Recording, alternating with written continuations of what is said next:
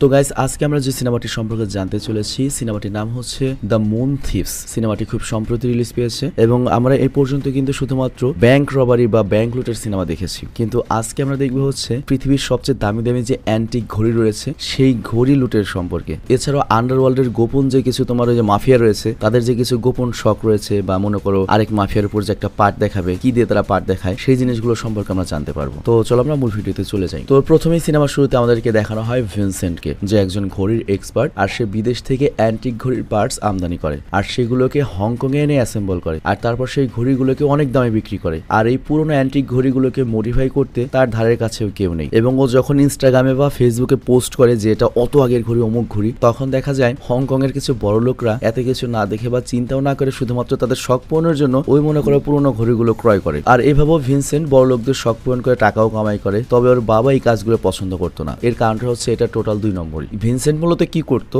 US America থেকে ওই antique ঘড়ির যে বডি, পুরোনো ঘড়ি, সেই নষ্ট ঘড়িগুলো কিনে ভেতরে 2 নম্বর পার্টস ঢুকিয়ে তারপর হচ্ছে বিক্রি করতো। এখন ভালো একটা ঘড়ি বিশেষজ্ঞ যদি ধরে, ওকে তো ধরে ধোলাই দেবে। তবে কামাই অনেক ভালো ছিল বলে ভিনসেন্ট এই কাজটা বাদ দিতে চায় না এবং তার স্বপ্ন ছিল একটাই, সেটা হচ্ছে মুন ওয়াচ। আর মুন ওয়াচটা কি আমি তোমাকে একটু বুঝিয়ে বলি। 1969 সালে যখন প্রথমবার নীল আর্মস্ট্রংরা মহাকাশে গিয়েছিল, তখন সে একটা ওমেগার ঘড়ি পড়েছিল এবং ওইটাই ছিল হচ্ছে পৃথিবীর একমাত্র ঘড়ি যেটা চাঁদে গিয়েছিল। আর ওই ঘড়ির বিস্তারিত ইতিহাস সিনেমার প্রয়োজনে একটু পরে বলা হবে, তো এখন আমরা না রিপিট করলাম। তো যাই হোক, ভিনসেন্টের বাবার দোকানে বিক্রয়ের জন্য ওই মুন ওয়াচ বা চাঁদে যে ঘড়িটা গিয়েছিল সেটার অনেক রেপ্লিকা এডিশন ছিল, কিন্তু ওর ওগুলোর প্রতি কোনো আকর্ষণ ছিল না। ওর আকর্ষণ ছিল ওর অরিজিনাল ঘড়িটা লাগবে যেটা সত্যি চাঁদে গিয়েছিল। কিন্তু চাঁদ থেকে আসার পরে গত 55 বছর ধরে ওই ঘড়িটা গায়েব। তো এরই মাঝে আঙ্কেল নামের একটা গ্যাংস্টার ভিনসেন্টকে কল করে এবং দেখা করতে বলে, কিন্তু এরপরে আঙ্কেলকে যখন দেখানো হয় আমরা দেখতে পাই সে মূলত 25 বছর বয়সে একটা যুবক, যার বাবার নাম ছিল আঙ্কেল, এবং তার বাবা মারা যাওয়ার পরে সেই নামটা ধারণ করেছে, কারণ ক্রাইম দুনিয়ায় বা আন্ডারওয়ার্ল্ডের দুনিয়ায় তার বাবার নামের অনেক সম্মান ছিল আর সেই নামটাই সে রাখতে চায়। তো যাই হোক, এই আঙ্কেল আবার কি করে, সে হচ্ছে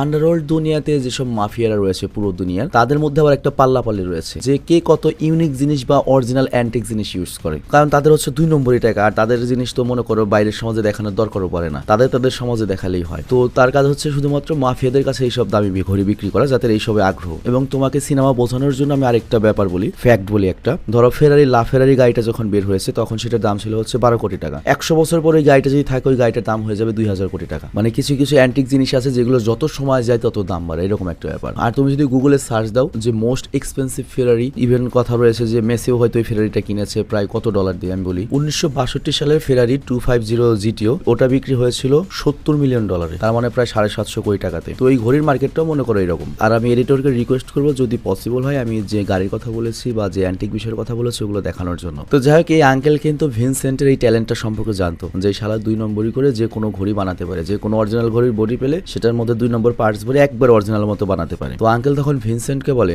যে পিকাসোর মৃত্যুর পরে তার 3টা ঘড়ি ইউরোপে ছিল, কিন্তু সেটা পরে জাপানে এসেছিল এবং ওই ঘড়ি 3টা বর্তমানে জাপানে যে একটা কোম্পানি অধিগ্রহণ করেছে এবং সেটা নিলাম হবে। আর ওটার দাম কল্পনা করাও কঠিন, নিলামে যে কত দাম উঠবে তার কোনো গ্যারান্টি নেই। তো আঙ্কেল চায় ওরা হংকং থেকে জাপানে গিয়ে সেই ঘড়িগুলো যাচাই বাছাই করে ওগুলোর মুভমেন্ট আবার শুরু করে। তো ভিনসেন্ট এই কথাটা বুঝতে পারে না, সে বলে ঘড়ি যাচাই করার কি দরকার, কারণ ওইখানে তো আরো বড় বড় এক্সপার্ট রয়েছে, কিন্তু আপনি যদি চান ওই ঘড়ির ছবি দিলে আমি ওটার রেপ্লিকা এখানেই বানাতে পারবো হংকং এ। বাট আঙ্কেল বলে, আরে শোনো, তুমি তো অ্যান্টিক ঘড়ি রিপেয়ার করে সেগুলোকে নতুন করে চালু করতে এক্সপার্ট, তো আমরা কি করব, তো আমরাও পিকাসোর কিছু ঘড়ি 2 নম্বরই করে ব্ল্যাক মার্কেটে সেল করব। কিন্তু ভিনসেন্ট তো ভয় পেয়ে যায়, কারণ ও তো নর্মাল মানুষদের কাছে সেল করে, কিন্তু মাফিয়াদের কাছে সেল করলে তো ধরা খেলে তোর জীবন শেষ। কিন্তু তখনই দেখা যায় এখানে ভিনসেন্টের একজন কাস্টমার, যার কাছে ও একটা ঘড়ি অলরেডি বেশি দামে বিক্রি করেছে, সেই চলে আসে। আর এখানে ভিনসেন্ট ফার্স্টবারের মতো জানতে পারে যে রিয়েল লাইফে তাকে সিধা সাদা দেখা গেল সে আসলে একটা বড় ধরনের গ্যাংস্টার। তো সেই ঘড়ি নিয়ে এসেছে মূলত আঙ্কেলের কাছে যে আমি একটা ঘড়ি কিনেছি, এটা আসল না নকল একটু দেখতো। তো ওই গ্যাংস্টার আবার যখন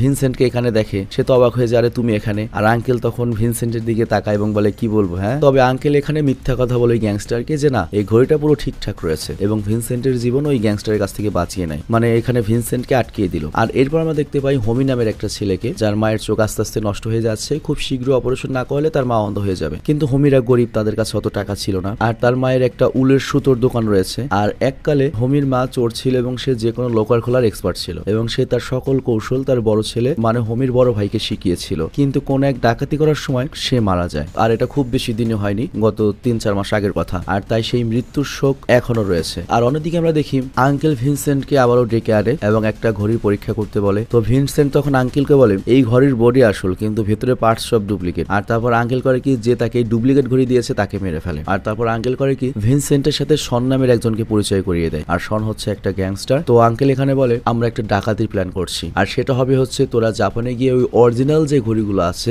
পিকাসোর সেগুলো চুরি করবি। তো এখানে পিকাসোর অরিজিনাল ঘড়িটা কি এবং এত দাম কেন আমি তোমাদের বোঝাই। তো তোমরা অবশ্যই হয়তো স্পেনের নাম করা পেইন্টার পাবলো পিকাসোর নাম শুনে থাকবে, যার আর্ট কোটি কোটি ডলারের বিক্রি হতো। তো সেই পিকাসো যে ঘড়িগুলো ইউজ করতো, মানে ওই সময় যে অ্যান্টিক ঘড়িগুলো ইউজ করতো, সেই ঘড়িগুলো মূলত নিলামে উঠবে আর নামে নামে সেই ঘড়িগুলো বড় লোকরা আর কি কিনবে। কিন্তু ওরা ওটা চুরি করতে চায়। তো ওটা চুরি করতে গেলে তাদের আরো বেশি লোক লাগবে। একটা লাগবে হচ্ছে ওই লক খোলার জন্য, যেটা হচ্ছে হোমির মা। আর মারিও নামের একজন ব্যক্তির দরকার যে হচ্ছে মাটি খুঁড়ে বা দেয়াল ভেঙে যে কোনো জায়গা দিয়ে রাস্তা তৈরি করতে এক্সপার্ট ছিল। আর সে ওই যখন অফার জানতে পারে ডাকাত দলে সামিল হয়ে যায়, মানে গ্যাংয়ে সামিল হয়। কিন্তু হোমির মাকে যখন অফার দেওয়া হয় সে তো রাজি হয়ই না, উল্টো চাপড়িয়ে পাঠিয়ে দেয়। কারণ একবার ওদের সাথে কাজ করতে গিয়ে তার স্বামী হারিয়েছে, তার ছেলে হারিয়েছে। আর এই দৃশ্য হোমি দেখতে পায়। আর হোমির মায়ের অপারেশনের জন্য অনেকগুলো টাকার দরকার। তো এই জন্য সে শনের কাছে যায় এবং বলে প্লিজ আমাকে নিন, আমিও আমার মায়ের মতো এক্সপার্ট। আবার শনের কাছেও আর কোনো উপায় নেই, আর এ কারণে সে হোমিকে নিয়ে নেয়। কিন্তু হোমির পরীক্ষা নিতে সে হোমিকে একটা লকার বা একটা সেফের তালা খুলতে বলে এবং হোমি এখানে সহজভাবে এটা খুলে ফেলে। আর তারপর আঙ্কেল ওদের সবাইকে ডাকাতির প্ল্যানটা বলে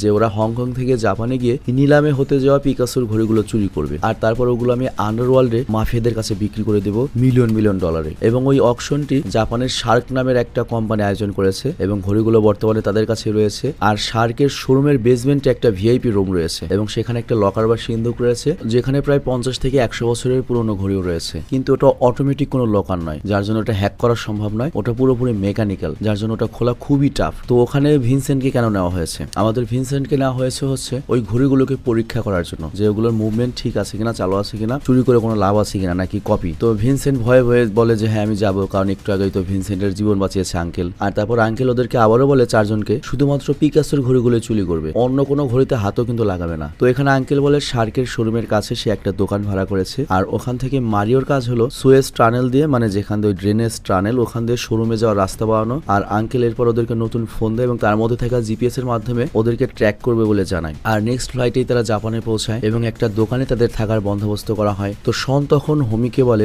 10 মিনিটের মধ্যে তার লকার খুলতে হবে। আর শনের যেহেতু আগের ডাকাতি ফেল হয়েছিল কারণ সে ডিপ্রেশনে রয়েছে, আর সেই ডাকাতিতেই মূলত হোমির বড় ভাই মারা গিয়েছিল। তো মারিও তখন বলে এবার তো দুজন মেম্বারই নতুন, আরো তো রিস্ক বেড়ে গেল, মানে এখানে হোমি আর হচ্ছে ভিনসেন্ট তো নিউ, ওরা দুজন আর পূর্বের ডাকাতিতেও ছিল। তো ভিনসেন্ট তখন শনকে বলে আমার তো ওই ঘড়িগুলো পরীক্ষা করতে সময় লাগবে 20 মিনিটের মতো, তো ডাকাতি করার সময় তো ওগুলো আমি পরীক্ষা করতে পারবো না। তো ডাকাতি করার আগে যদি ঘড়িগুলোকে পরীক্ষা করার সুযোগ পাই এক্ষেত্রে অনেক সময় বেঁচে যাবে, কোনো রিস্কও থাকবে না। কিন্তু শোরুমের বেসমেন্টের লকারে যে ঘড়িগুলো রয়েছে ওগুলো ওরা কিভাবে দেখবে কোনো ধরনের সন্দেহ ছাড়া? কিন্তু ভিনসেন্ট তখন তাদেরকে বলে দেখো ওরা যেহেতু ঘড়ির ডিলিং করে তার মানে ওরা চুরি করার ভিনটেজ ঘড়িরও ডিলিং করবে, তো বাকিটুকু আমার উপর ছেড়ে দাও। তো এরপর ভিনসেন্ট আর হোমি করে কি ধনী কাস্টমার সেজে ওই শোরুমে যায় এবং একটা ভিনটেজ ঘড়ির ছবি দেখিয়ে বলে আমরা এই ঘড়িটা খুঁজছি, এক্সাক্ট অত সালের ঘড়ি হতে হবে, অরিজিনাল ঘড়ি হতে হবে, যত টাকা কমিশন লাগে আমরা দেবো। আর নিশ্চিত ওই ঘড়ি ওদের কাছে থাকবে না। কিন্তু এই কথা আন্ডারওয়ার্ল্ডের যে ঘড়ির মার্কেট, অ্যান্টিক ঘড়ির মার্কেট, সেখানে ছড়িয়ে যাবে যে কেউ একজন ওই ঘড়িটার খোঁজ করছে এবং এটা শার্কের ম্যানেজার হোকাইডো পর্যন্ত পৌঁছাবে।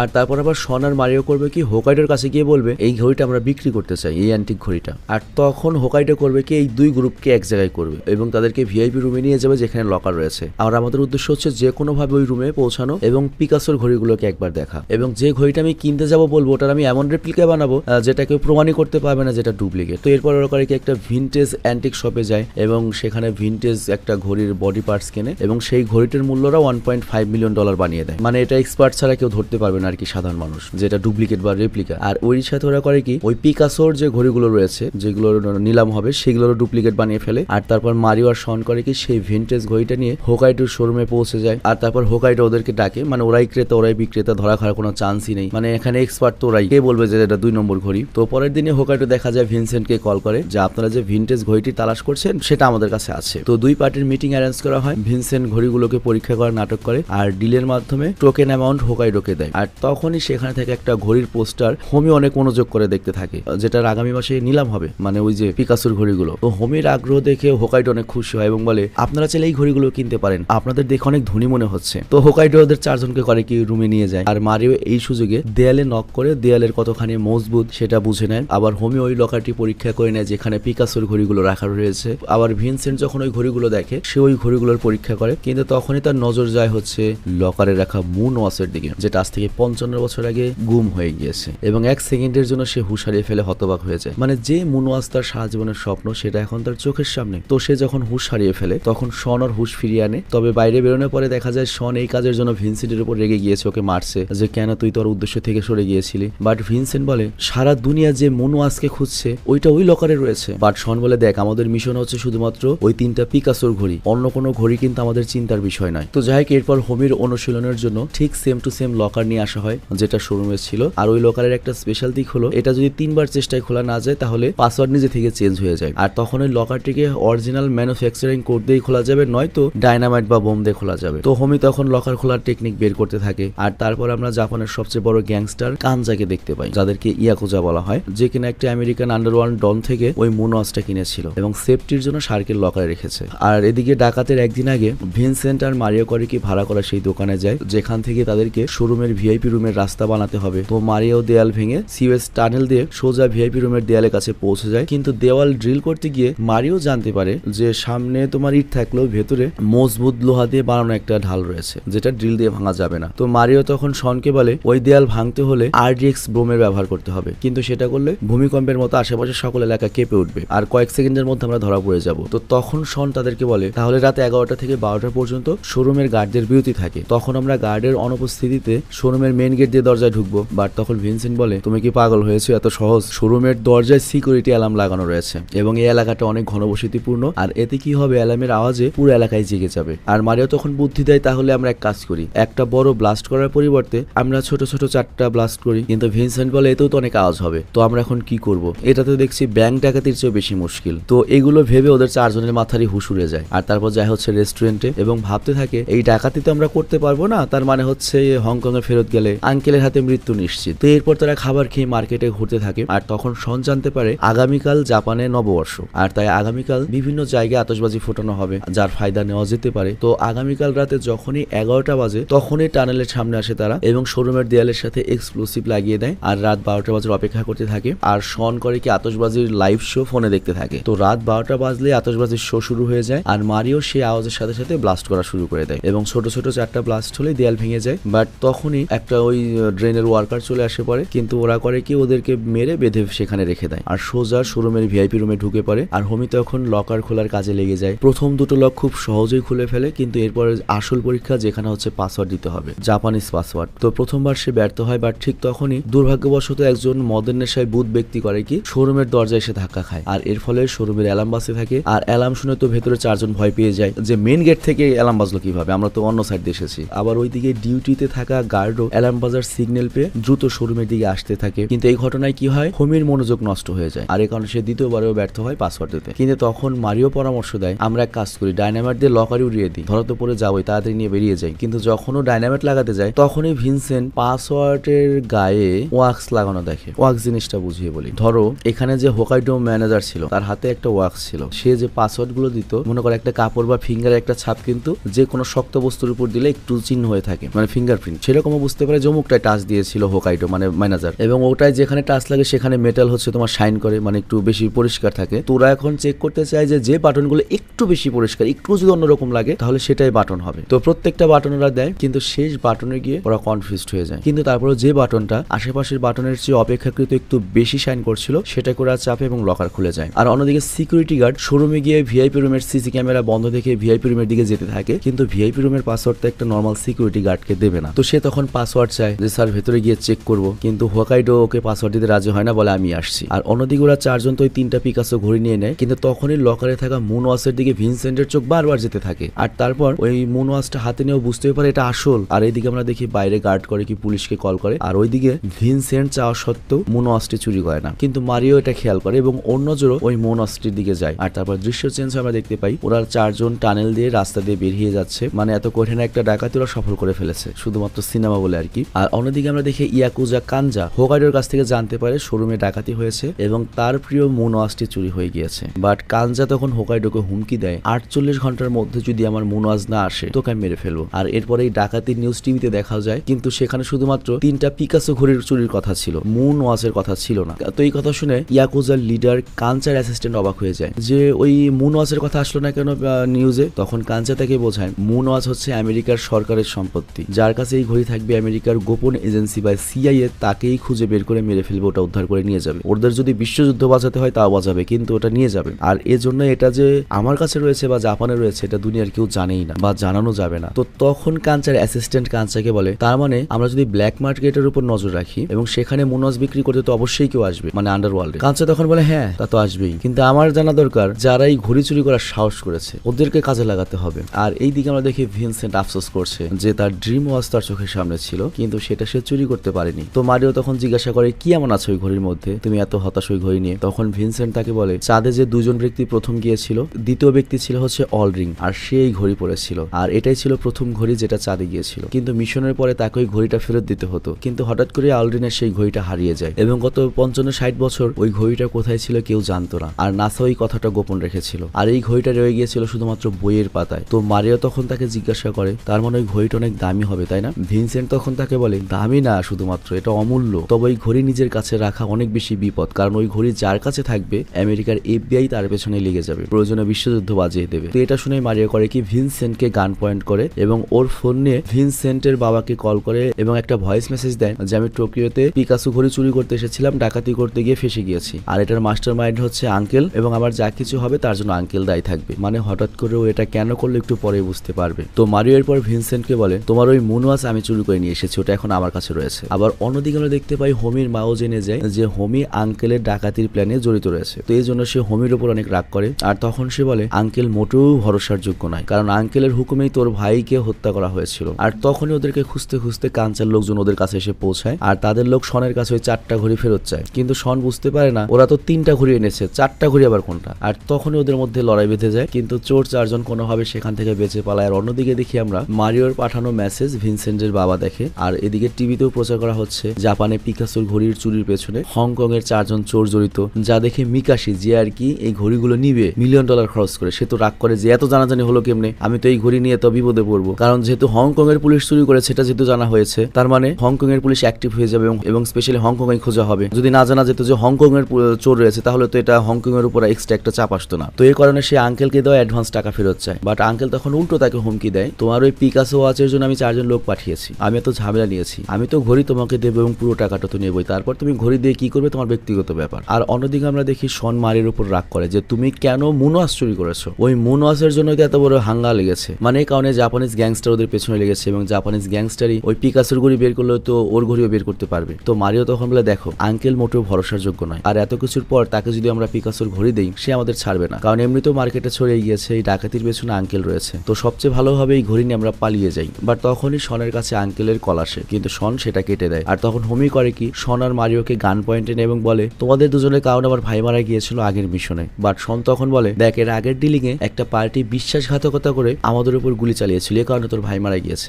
আমরা তোর ভাইকে মারিনি। কিন্তু মারিও বলে শন মিথ্যে বলবে না, ওইটাও আঙ্কেলের চাল ছিল, আমি বিশ্বাস করি ওটা আঙ্কেলের চাল ছিল এবং মিশন শেষে আঙ্কেল তোমাকে আমাকে মারতে চেয়েছিল, আমরা জাস্ট ভাগ্যক্রমে বেঁচে গিয়েছি। তো শনও বুঝতে পারে আঙ্কেল সুবিধার লোক না। তো শনের পর বলে আচ্ছা ঠিক আছে সর্বপ্রথম আমাদের যেভাবেই হোক হংকং এ যেতে হবে, কিন্তু ঘড়িগুলো আমরা নিয়ে যাবো কিভাবে? আর তাছাড়া এখন জাপানের যে ইয়াকুজা কালচার সেও শত্রু হয়ে গিয়েছে, আবার হংকং এ আঙ্কেল আমাদের শত্রু হয়ে গিয়েছে, এখন আমরা কি করব? আর তখন ভিনসেন্ট বলে আমরা ওয়াচগুলোকে প্রথমে ডিসমেন্টাল করব, মানে পার্টসগুলো একে একে খুলে ফেলবো, তারপর কুরিয়ার করে হংকং এর কোনো একটা ফেক অ্যাড্রেসে পাঠাবো, মানে বাস্তবে যে অ্যাড্রেসটা নাই। তো এরপর যখন ওটা কাস্টমে যাবে, আর আমি আগেও এটা করেছি, কেউ সন্দেহ করতে পারবে না, কারণ ওই কুরিয়ার কোম্পানিতে আমার একজন খাস লোক রয়েছে যার নাম হচ্ছে বনি, আর সে ওয়ার হাউসে রয়েছে, ও যখন দেখবে ওটা আমার পার্সেল ও নিজে কালেক্ট করে আমাকে কল দেবে। তো এরপর ওরা করে কি সবগুলো ওয়াচ ডিসমেন্টাল করে আলাদা আলাদা করে কুরিয়ার করে যাতে পার্টস গুলো চিনতে পারে ওরা, মানে প্রত্যেকটা পার্টসে আলাদা আলাদা বক্স করে, মোট 8টা বক্স করে আর কি। আর তারপর সবটি বক্সের উপরে ডাইনোসরের স্টিকার লাগায়, মানে এটা হচ্ছে আর কোড। কিন্তু এখানে হোমি সোনার মারিওকে বিশ্বাস করতে পারছে না। বাট ভিনসেন্ট তখন বলে দেখো জাপানিজ গ্যাং যখন আমাদের উপর হামলা করেছে তখন ওরা দুজন কিন্তু আমাদের রেখে পালিয়ে যায়নি, ওরা কিন্তু ফাইটই করেছে। আর তারপরে ওরা নিউজ পেপারে দেখে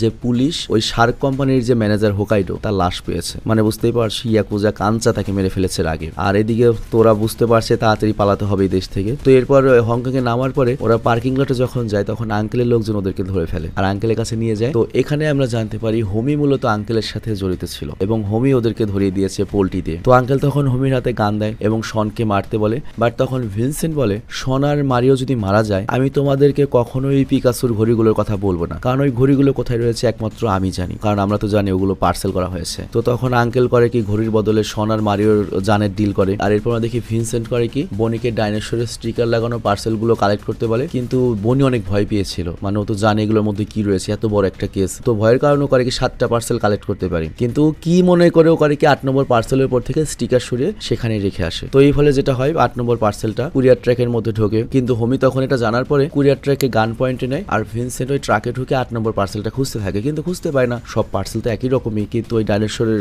স্টিকার তো নেই। আর তখনই আঙ্কেল করে কি হোমির ফোনে থাকা ট্র্যাকার দিয়ে ওদেরকে ট্র্যাক করতে করতে এখানে চলে আসে, কিন্তু ভিনসেন্ট তখন হোমিকে গান পয়েন্ট করে নেয় এবং বলে শন আর মারিওকে ছেড়ে দিতে। মানে হোমি তো এখন আঙ্কেলের লোক, হোমিকে গান পয়েন্ট করে ভিনসেন্ট করে কি শন আর হচ্ছে মারিওকে ছেড়িয়ে নেয়, আর বিনিময়ে ভিনসেন্ট করে কি পিকাসোর ঘড়িগুলো আঙ্কেলের দিকে ছুড়ে দেয়। কিন্তু এখানে আমরা অবাক হয়ে যাই, এই ঘড়িগুলো তো ডিসমেন্টাল ছিল, আনাম হলো কখন? তখনই আমরা দেখি এখানে ইয়াকুজা কাংসার তার গ্যাং নিয়ে এসেছে এবং আঙ্কেলের উপর গুলি চালায়, দুই গ্যাংয়ের মধ্যে গোলাগুলি শুরু হয়। আবার এরই মাঝে ওই কুরিয়ার ট্রাকটাও বিস্ফোরণ হয়ে যায়, যার মধ্যে 4জন ছিল। তো ওদিকে কাঞ্চার পেয়ে যায় হচ্ছে মুনওয়াজ, আর আঙ্কেল পরে থাকা 4টা পিকাসো ঘুরে পেয়ে যায়, কিন্তু আমরা ড্রেনের মধ্যে ওদের 4জনকে বেঁচে থাকা দেখতে পাই। তো আমরা তো পুরো শকড হয়ে যায়, ঘটনা হলো কি? তো অ্যাকচুয়ালি মূলত এটা ওদেরই প্ল্যান ছিল, ওরা আঙ্কেল আর কাঞ্চারের মধ্যে ঝামেলা বাঁধিয়ে নিজেদের মৃত্যুর নাটক করেছে। ওদের প্ল্যানই ছিল সবার চোখ থেকে আড়াল হয়ে আন্ডারওয়ার্ল্ডে চলে যাওয়া, আর হোমি যে আঙ্কেলের সাথে হাত মিলিয়েছিল এটাও এই প্ল্যানের অংশ ছিল। আর কাঞ্চাকে ওরা ইনফর্ম করেছিল যে এখানে অমুক টাইমে এসো, আঙ্কেলের কাছে তোমার ঘড়ি রয়েছে। আর ট্রাকটা যে জায়গায় রেখেছিল ওই ট্রাকের নিচে মূলত ছিল হচ্ছে সুয়ারেজ লাইন, তো ওই ট্রাকের নিচ ধরে পালিয়ে গিয়েছে এবং নিজেরাই বোম ব্লাস্ট করিয়েছে যাতে আঙ্কেল আর কাঞ্চা মনে করে ওরা মারা গিয়েছে। তো কাঞ্চা তার মুনওয়াজ পেয়ে গিয়েছে, আঙ্কেল তার পিকাসো ঘড়ি পেয়ে গিয়েছে, কিন্তু ওরা 4জন কি পেলো? তো এরপর ভিনসেন্ট বলে